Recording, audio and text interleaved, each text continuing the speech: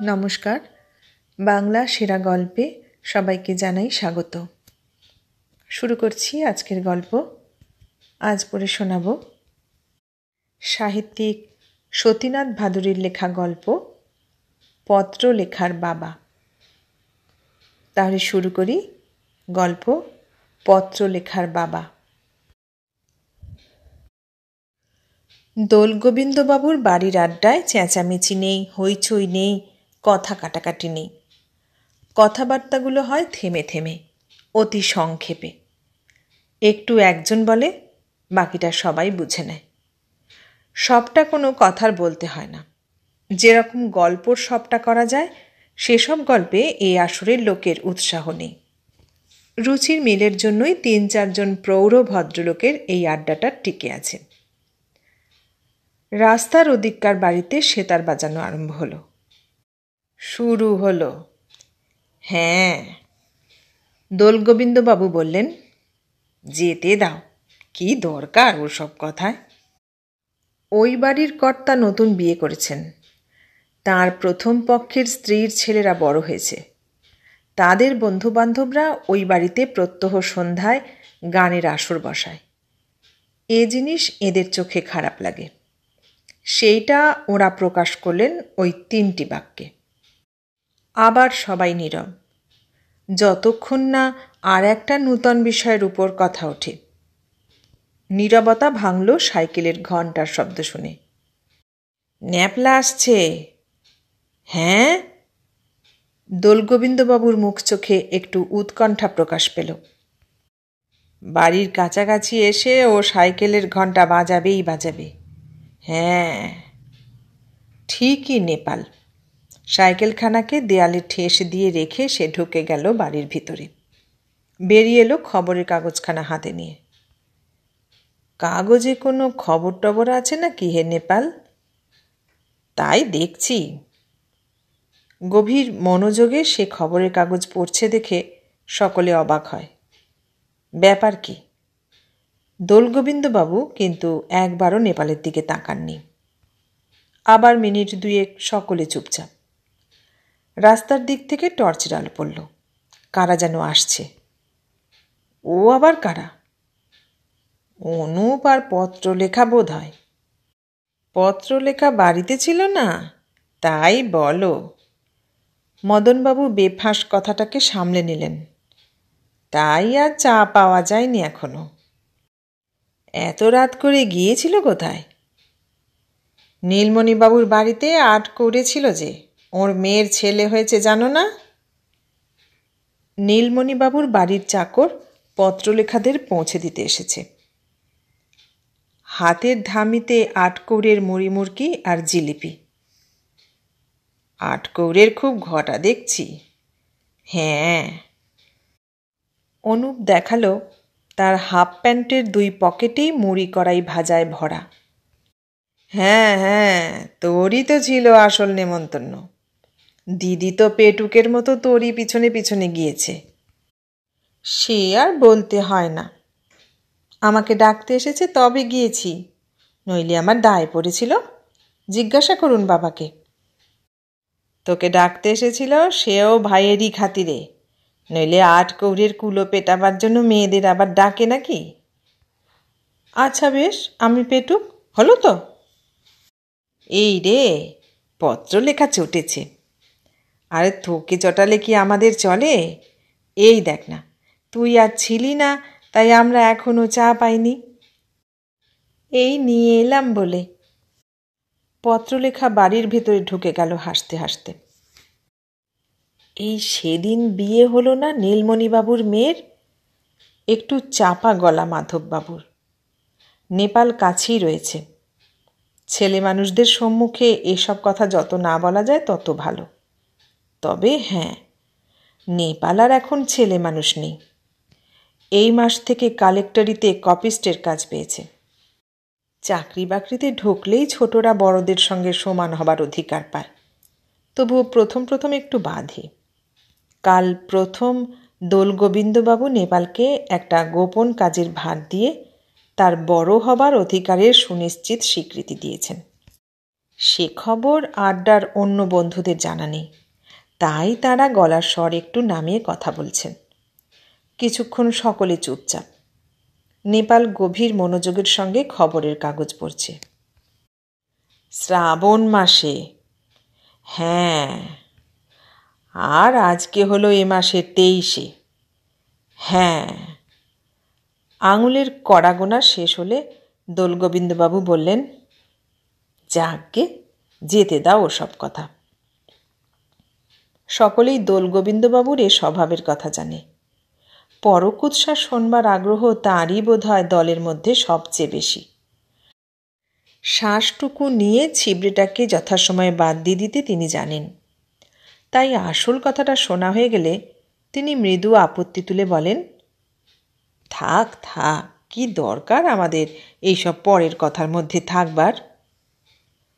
তাঁর এই বারণ কেউ ধর্তব্যের মধ্যে আনে না। তবু এই কম কথার আড্ডাটা আপন নিয়মে কিছুক্ষণের জন্য নীরব হয়ে যায়।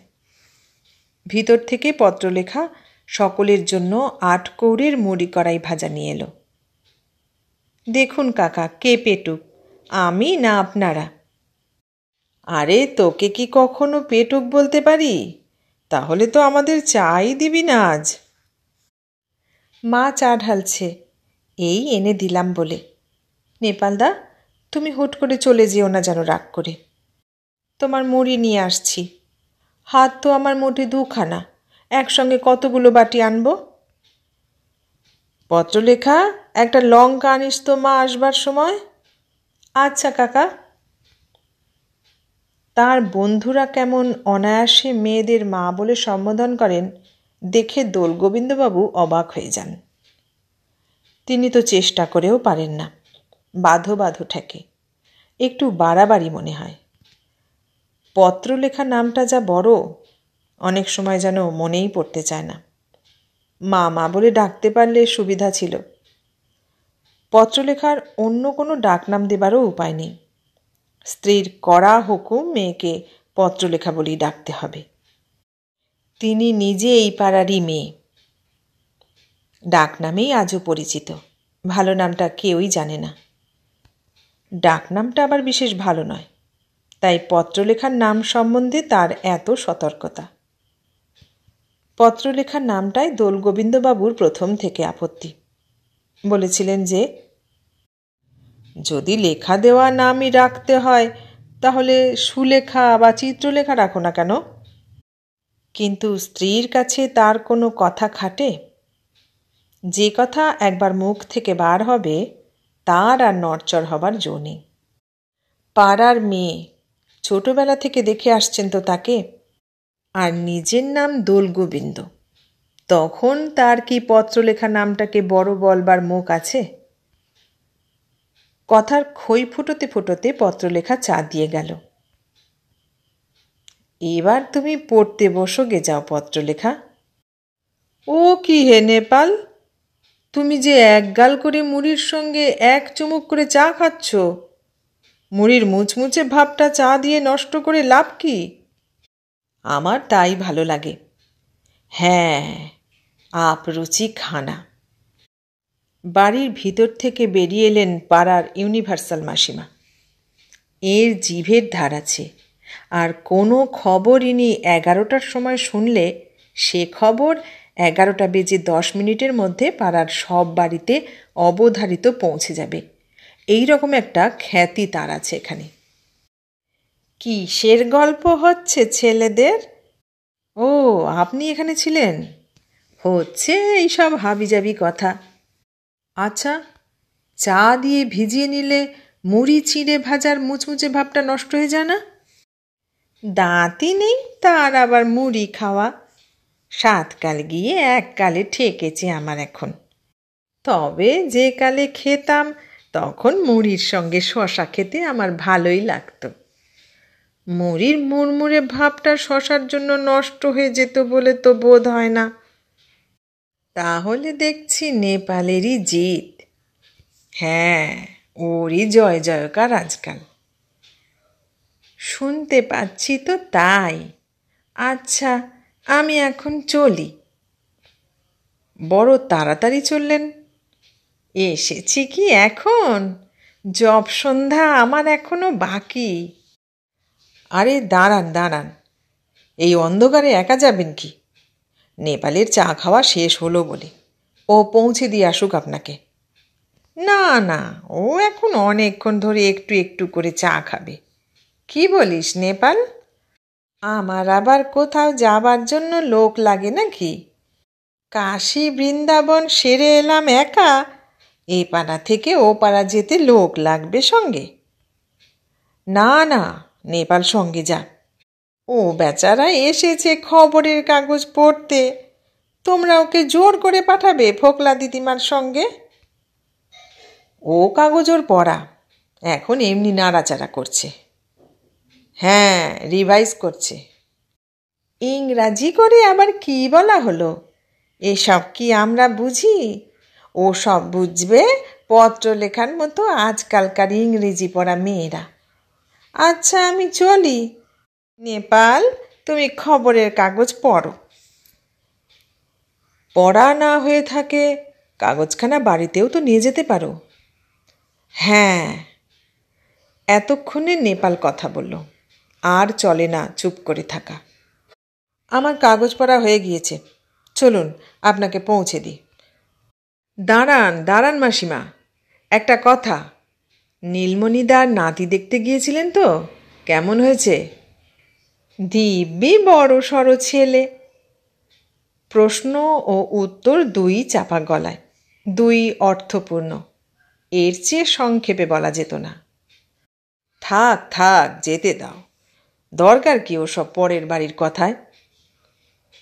নেপাল খবরের কাগজখানা সযত্নে ভাঁজ করছে। বাড়ির ভিতর থেকে দোলগোবিন্দবাবুর স্ত্রীর চিৎকার শোনা গেল।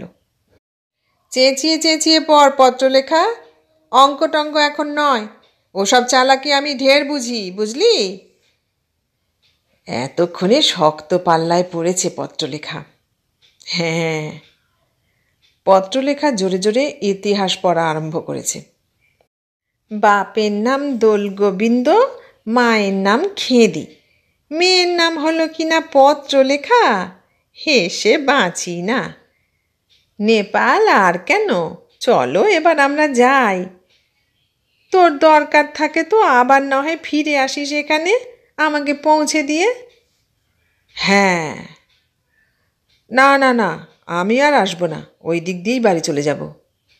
বেশ জোরের সঙ্গে বলা, বোঝা গেল যে এতক্ষণে নেপাল সত্যি সত্যি মত স্থির করে ফেলেছে। অতি তাচ্ছিল্যের সঙ্গে খবরের কাগজখানা দোলগোবিন্দবাবুর হাতে দিয়ে নেপাল বারান্দা থেকে নেমে এলো। তিনিও নিস্পৃহভাবে বাঁ হাত বাড়িয়ে অকিঞ্চিৎকর জিনিসটাকে নিলেন। বুঝে গিয়েছেন তিনি, কাগজখানা বাড়ির ভিতরে না রেখে নেপাল তার হাতে দিল কেন। বুদ্ধিমান ছেলে নেপাল। কারও মুখে একটাও কথা নেই। মাসিমার গলার স্বর ক্রমে ক্ষীণ হয়ে তারপর আর শোনা গেল না। নির্বাক আড্ডায় একজন পা দোলাচ্ছেন, একজন আঙুলের কর গুনছেন, একজন আঙুল মটকাচ্ছেন। এসবই প্রত্যাশিত আচরণ, হিসাব করবার সময়ের। গুণে হিসাব করে একটা সঠিক তারিখ বার করবার গুরুদায়িত্ব এখন এদের মাথায়। নীলমণিবাবুর মেয়ের বিয়ের তারিখটা নিয়ে মাথা না ঘামিয়ে আর এখন এদের উপায় নেই। চুপ করে আছেন বলে যে এরা সময় নষ্ট করছেন তা নয়। সেটা ছিল 19শে আগস্ট, ঠিক মনে পড়েছে। তারিখের হিসাব মদনবাবুর সব সময় নির্ভুল, সেই জন্য কেউ তার কথার প্রতিবাদ করল না। যেতে দাও ওর সব কথা। হ্যাঁ, এর চেয়ে বেশি কথা খরচ করতে কেউ রাজি না। বহুক্ষণ ধরে অন্ধকারের দিকে তাকিয়ে রয়েছেন সকলে। দোলগোবিন্দবাবু নেপালের দেওয়া খবরের কাগজখানা হাত থেকে নামাননি তখন থেকে। রোলারের মতো গোল করে পাকিয়ে নিয়েছেন কাগজখানাকে। মনের কথা সঙ্গে সঙ্গে মুখে না প্রকাশ পেয়ে যায়, এ সংযম এদের প্রত্যেকেরই আছে। নীলমণিবাবুর মেয়ের বিয়ের সঠিক তারিখটা খুঁজে বার করবার মধ্যে অঙ্কর উত্তর মিলবার তৃপ্তি নেই। ওটা শুধু কৌতূহল জাগ্রত করবার প্রথম ধাপ। তারপরের প্রশ্ন ও উত্তরটাই যে আসল, সেইটা এইবার আসছে। এই নিস্তব্ধতার মধ্যে একটা অতি সংক্ষিপ্ত সার কথা খোঁজবার পালা এখন চলছে। কার মুখ থেকে সেই কথার নির্যাসটা বার হবে প্রথম, তার এখনও ঠিক নেই। দোলগোবিন্দবাবু পা নাচাচ্ছেন। তিনি যখনই খুব বিচলিত হয়ে পড়েন তখনই এমনি করে পা নাচান। এই রকম অবস্থায় তিনি অনেক সময় ভুলে পরনিন্দা করে ফেলেন। তবে কি ছোট্ট টিপ্পনিটা তার মুখ দিয়েই বের হবে? তার অবিরাম পা নাচানো লক্ষ্য করে বন্ধুরা সেই প্রত্যাশাই করছেন। কিন্তু ব্যাপারটা ঘটল একেবারে অন্যরকম। অতি পরিচিত ভঙ্গিতে দোলগোবিন্দবাবু জিজ্ঞাসা করলেন, কটা বাজল? অবাক হয়ে ওর মুখ চাওয়াচাই করে। ব্যাপার কি? সবে আজকের আড্ডাটা জমে আসছিল। বন্ধুরা জানে যে ওই প্রশ্ন দোলগোবিন্দবাবুর নোটিশ আড্ডা ভাঙবার। রাত 8:30 পর্যন্তই এই আড্ডার মেয়াদ। দোলগোবিন্দবাবুর স্ত্রীর হুকুম। স্ত্রীর কথা না শুনে চলবার সাহস তার নেই। শাসন বড় কড়া। পত্রলেখার পড়াশোনায় একটু মন কম। তার লেখাপড়ার একটু দেখাশোনা না করলে গিন্নি রাগারাগি করেন। অঙ্ক না হয় তোমার মাথায় ঢোকে না, অন্য বিষয়গুলো তো পড়াতে পারো। আর কিছু না হোক বানান টানানগুলোও তো একটু দেখিয়ে দিতে পারো। নাও যদি পড়াও, কাছাকাছি একটু বসে থাকলেও তো মেয়েটা নভেল নাটক না পড়ে পড়ার বইটই নাড়াচাড়া করে। মেয়েকে ঢুলতে দেখলে চোখে জলের ঝাপটাও তো দিয়ে আসতে বলতে পারো। আমি থাকি সেই রান্নাঘরে। এইসব মুখঝামটার ভয়ে 8:30টার সময় আড্ডা ভাঙতে হয় প্রতিদিন। খাওয়া রাত 10টায়। তার আগে কিছুতেই না, মরে গেলেও না। এই হচ্ছে পত্রলেখার মায়ের ব্যবস্থা। এইসব ব্যবস্থার কথা দোলগোবিন্দবাবুর বন্ধুদের সকলেরই জানা। কিন্তু কথা হচ্ছে যে আজকে যেন 8:30 বড় তাড়াতাড়ি বেজে গেল। অবশ্য তাদের কারো কাছেই ঘড়ি নেই, তবে একটা আন্দাজ তো আছে সব জিনিসেরই। দোলগোবিন্দবাবু যেন একটু উসখুস করছেন। এ জিনিস বন্ধুদের নজর এড়ায় না। কেন? মেয়ের পরীক্ষার সময় এখন তো নয়। কোনো কথা না বলে বন্ধুরা উঠলেন। যাবার আগে দোলগোবিন্দবাবুর মুখ চোখ আর একবার ভালো করে খুঁটিয়ে দেখে গেলেন। হ্যাঁ, শুধু এই কথাটা জুতো পরবার সময় একজনের মুখ থেকে অজান্তে বার হয়ে গেল। এতক্ষণে দোলগোবিন্দবাবু নিশ্চিন্ত হয়ে হাতের খবরের কাগজখানা খুলবার সময় পেলেন। ঠিকই আন্দাজ করেছিলেন। ছেলেটার বুদ্ধি আছে, পারবে। ছেলে পারবে। কোনো কাজের দায়িত্ব দিয়ে বিশ্বাস করা যায় এসব ছেলেকে। এদের হাতে রাখতে পারলে লাভ আছে। খবর কাগজের ভাঁজের ভিতর টাইপ করা চিঠি আর একখানা খাম।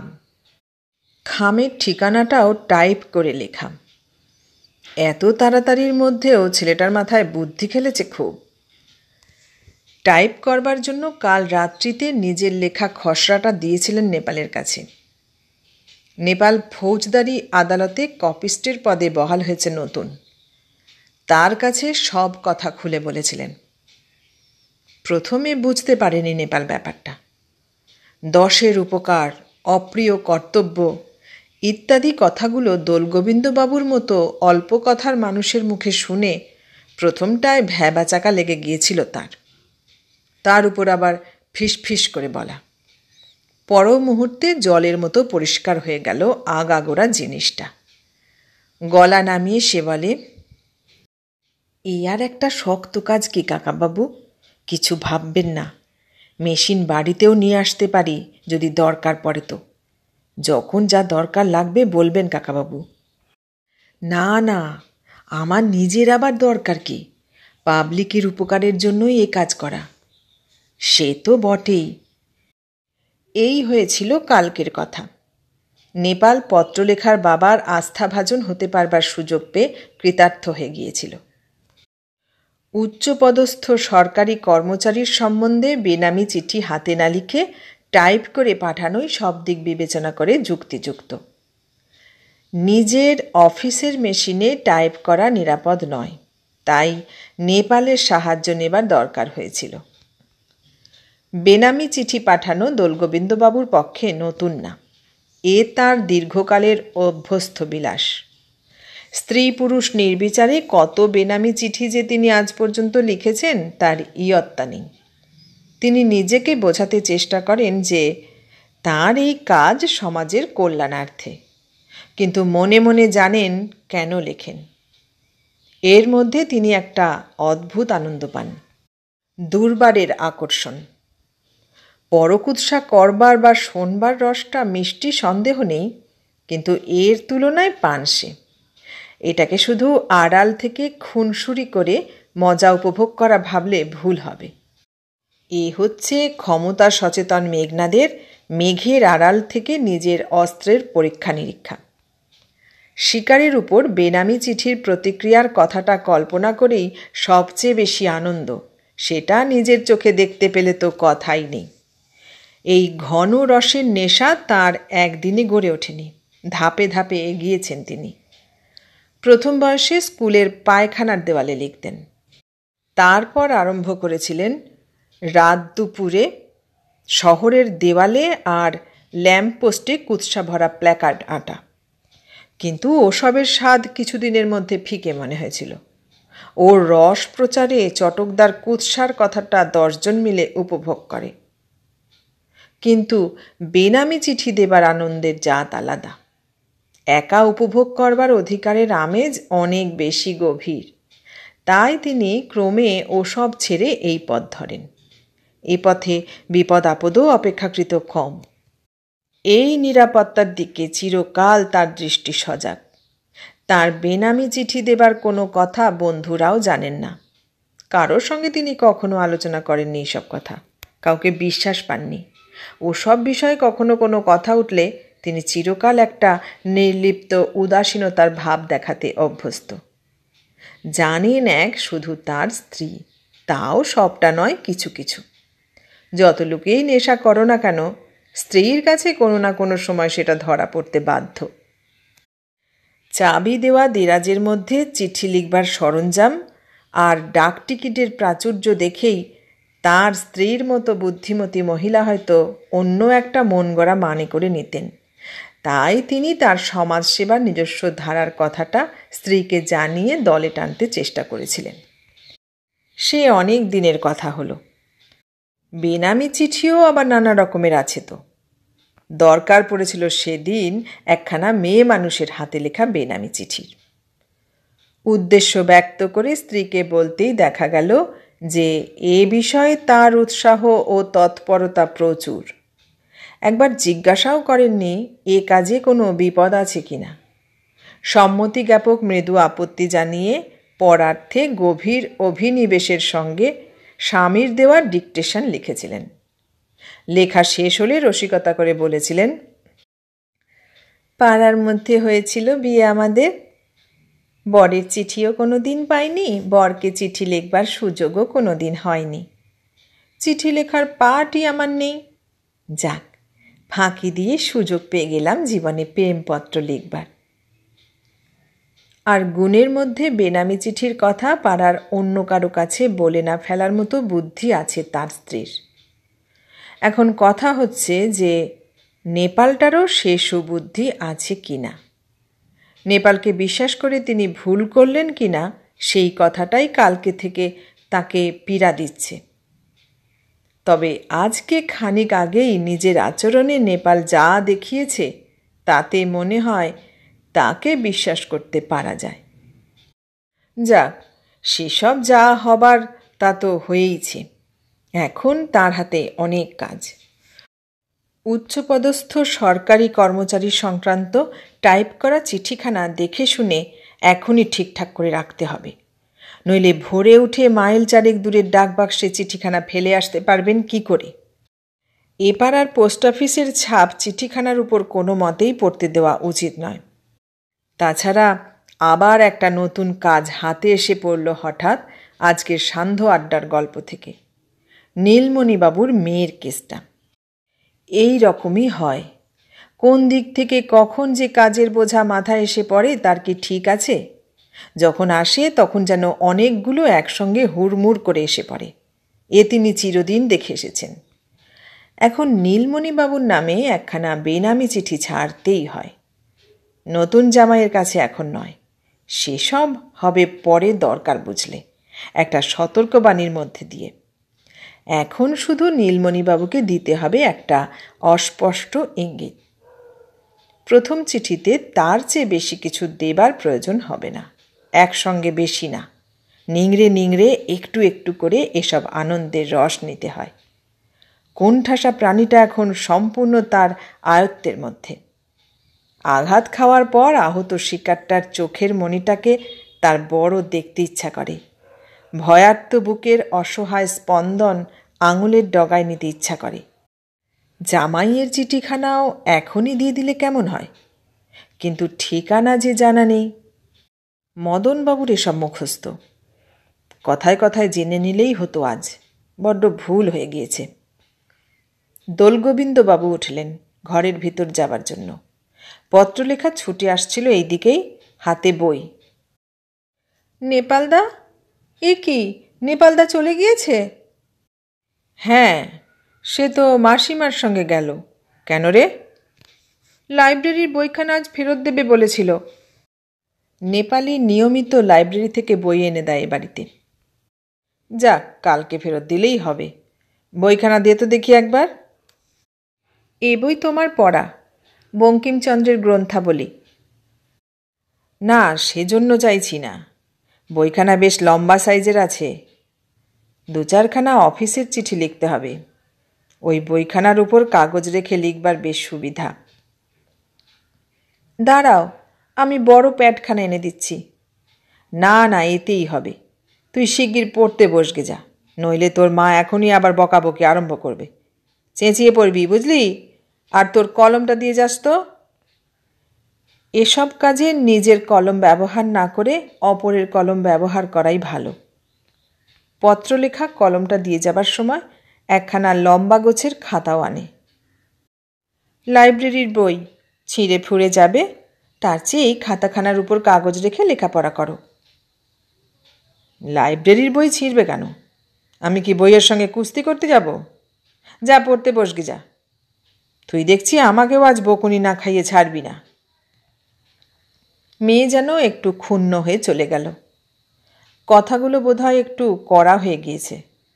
মেয়েকে তিনি কোনোদিনই বকতে পারেন না। শুধু মেয়েকে কেন, কাউকেই না। বকা, চিৎকার করা এসব তার কোনো কালেই আসে না। চাবি দিয়ে তার প্রাইভেট দেরাজ খুলে তিনি লেখাপড়ার কাগজপত্র বার করলেন। একে তার স্ত্রী ঠাট্টা করে বলেন কুনো ব্যাঙের দপ্তর খুলে বসা। খাম, পোস্টকার্ড, টিকিট, কাগজ, বহু রকমের কালি, আরও অনেক দরকারি জিনিসের তার স্টক থাকে। কখন কাজে লাগবে বলা তো যায় না। বেনামি চিঠি পাঠাবার দিনে ওসব কেনা ঠিক না। নেপালের চিঠিখানা তিনি ভালো করে পড়লেন। 2-4টে বানানে ভুল করলেও মোটামুটি মন্দ টাইপ করেনি নেপাল। ভুলগুলো কালি দিয়ে সংশোধন করা ঠিক হবে না। কে জানে কিসে থেকে কি হয়।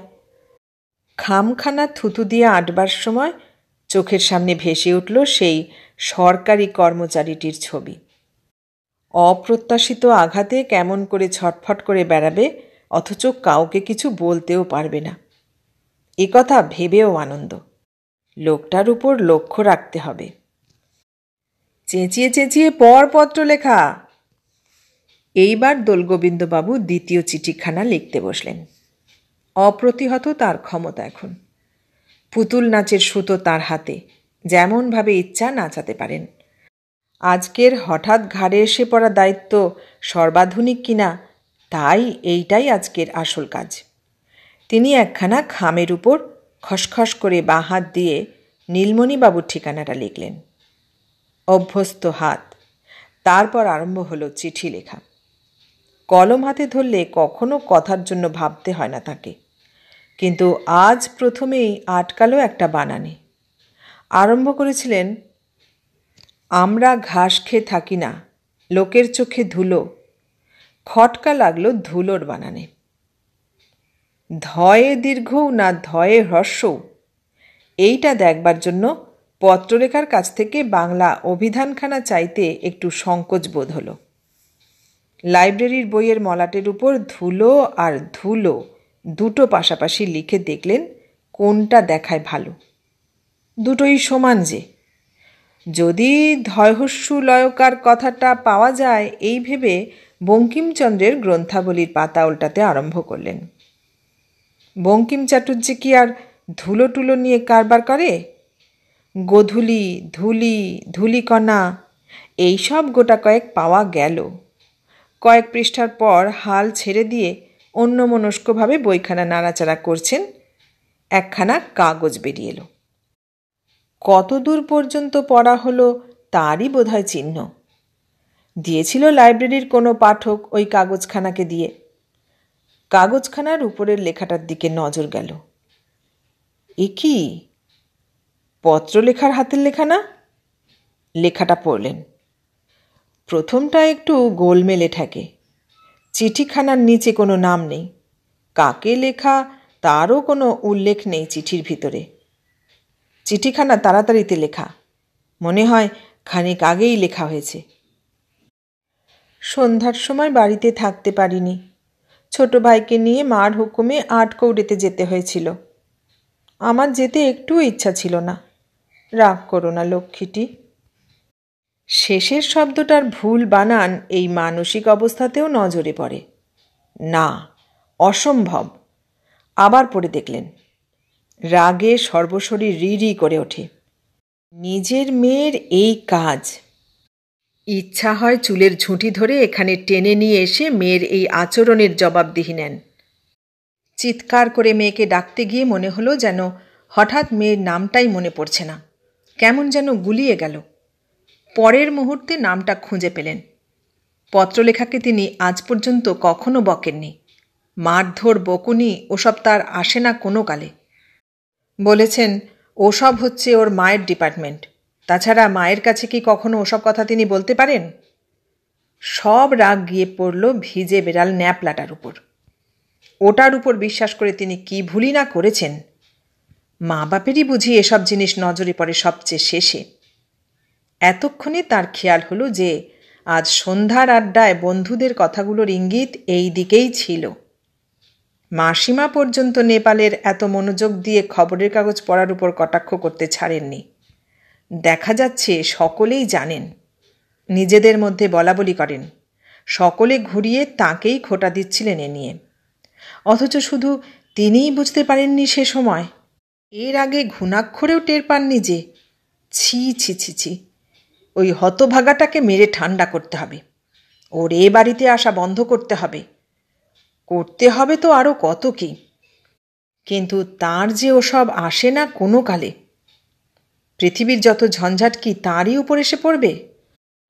ওই বাঁদরটাই নিশ্চয় পত্রলেখাকে বইয়ের মধ্যে রেখে চিঠি পাঠানোর ফন্দিটা শিখিয়েছে।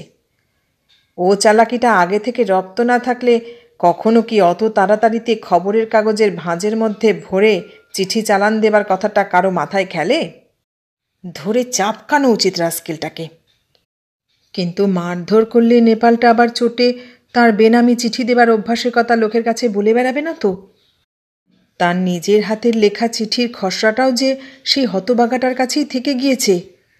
ভয় ভয় করে। কি করা উচিত এখন? অনেকক্ষণ ধরে চিন্তা করে তিনি দেখলেন বিষয়টাকে নানা দিক থেকে। যত ভাবেন তত মাথা গরম হয়ে ওঠে, কোনো কুল কিনারা পাওয়া যায় না। শেষ পর্যন্ত পত্রলেখার বাবা তার দেরাজের থেকে একটা পুরনো পেন হোল্ডার বার করলেন। কলমটা নিব নেই, কলমের উল্টো দিকটা কালির মধ্যে ডুবিয়ে ডুবিয়ে বাঁ হাত দিয়ে তিনি লিখছেন নতুন একখানা চিঠি, বেনামি চিঠি, পত্রলেখার মায়ের কাছে।